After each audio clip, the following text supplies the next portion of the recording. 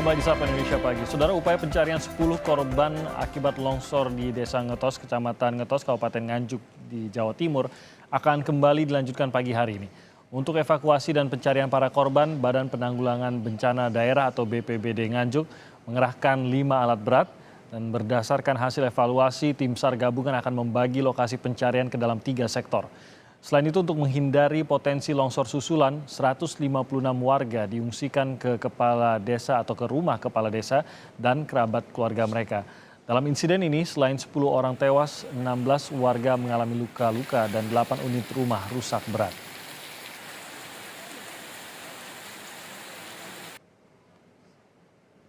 Kita akan mengikuti perkembangan terkini upaya evakuasi dan pencarian korban longsor di Nganjuk. Kita langsung bergabung dengan jurnalis Kompas TV Muhammad Syafriuddin yang berada di lokasi. Syafriuddin, selamat pagi. Bagaimana persiapan untuk pencarian atau evakuasi korban pada pagi hari ini? Ya, Timothy, saat ini 5 orang operator alat berat ini sudah bersiap di lokasi untuk mulai melakukan pencarian di beberapa titik yang memang diduga menjadi rumah dari korban longsor atau korban yang tertimbun tanah longsor di Desa Ngetos ini. Tadi juga tampak sejumlah anggota TNI, Polri, dan jumlah mahasiswa pencinta alam yang bersiap di lokasi untuk membantu proses pencarian secara manual menggunakan alat cangkul dan sebagainya, Timothy. Yang menjadi fokus pencarian pada hari ini bagaimana? Jadi dari hasil evaluasi yang dilakukan kemarin, setelah menemukan 6 korban yang tertimbun longsor, tim akan dibagi di 3 titik yang diduga menjadi lokasi paling banyak rumah yang tertimbun dari longsoran yang terjadi di lereng Gunung Wilis ini, Timothy. Dan mungkin ada kendala bagi tim pencari khususnya untuk alat berat mengenai posisi alat berat tersebut dan kontur tanahnya. Apakah ini menjadi kendala juga?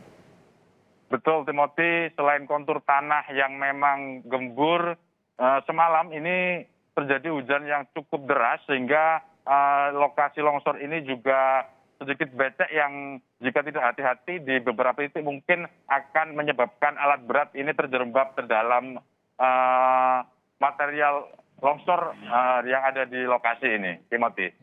Informasinya untuk area tersebut sendiri memang sudah terdeteksi area yang rawan longsor. Nah, sesering apa juga sebenarnya di area ini longsor terjadi?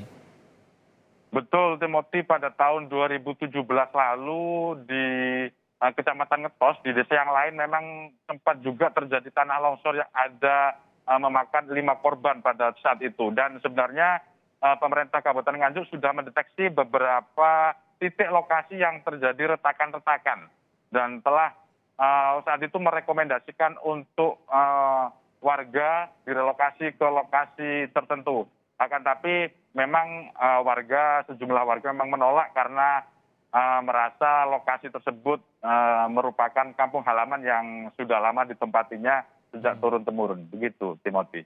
Kalau tidak salah kan ada 8 rumah ya, Syafriuddin, yang terkena longsor ini. Sebenarnya untuk area ini sendiri selain 8 rumah tadi, apakah memang ada rumah-rumah lain ataupun ada penduduk lain juga yang tinggal di dekat area longsor yang kini terancam juga kalau terjadi longsor, mengingat kontur tanah di sini memang rawan longsor?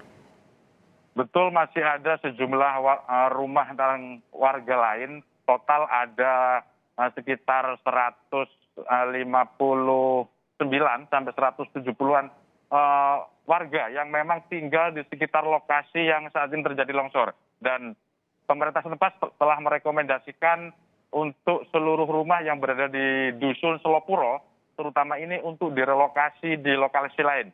Dan saat ini Bupati Nganjuk, Gubernur Jawa Timur telah berkoordinasi dengan pihak perhutani serta instansi lainnya untuk mencoba membujuk warga agar mau direlokasi di lokasi baru dan akan dibangunkan rumah layak agar mereka terhindar dari ancaman bencana longsor kembali. Timothy. Kalau sebelumnya menolak, apakah sudah ada tanggapan juga dari warga terkait tawaran ini? Hingga saat ini kami masih belum mendapatkan informasi apakah telah dilakukan musyawarah terhadap para warga korban longsor yang saat ini mengungsi. Karena saat ini fokus pemerintah memang untuk menemukan 10 korban yang saat ini masih belum ditemukan, serta mengembalikan trauma dari para pengungsi terutama anak-anak yang saat ini mengungsi di beberapa lokasi. Timothy. Nah, terkait dengan kondisi para pengungsi ini, ada ratusan warga yang saat ini mengungsi. Bagaimana kondisi mereka dan apakah mereka akan mengetahui setelah nanti pencarian ini usai? Apakah mereka bisa kembali ke rumah mereka atau bagaimana? Ya, total pengungsi yang terdata saat ini ada sekitar 156.